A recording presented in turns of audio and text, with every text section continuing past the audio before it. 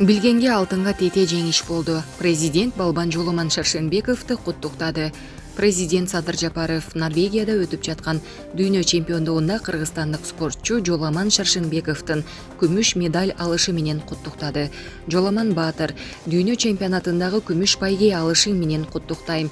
Билгенге алтынга тете жеңиш болду. Балбаныбыз Жоломан Шаршенбеков финалда татыктуу бүйүр кызыткан кармаш көрсөттү. Бул чемпионатка катышып, байгелүү орундарды ээлеген бардык спортчуларыбызды, аларды килемге даярдап алып чыккан машыктыруучуларды дагы бир жолу куттуктайм. Спортчуларыбыз багындырчу ийгиликтер алдыда. Өз кезегинде мамлекет ата мекендик спортко ар тараптуу колдоо көрсөтүүсүн уланта бермекчи деп жазылат билдирүүдө. Мээрим Жубаназарованын эжеси Өзүбек ажыга жооп кайтарды.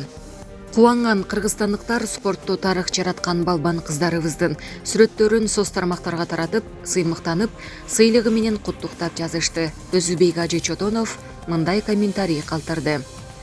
Жарым жылаңаш чыгып, акарачкасы менен фигурасын бүт дүйнө көрүп жатат. Бул болбойт да. Бир медаль берем десе эле көргөзө бериш керекпи? Медаль алдым деп коелу. Бул силердин электр жана газ үчүн төлөмдөрүңөрдү азайтабы? Айлыгыңыз көтөрүлөбү?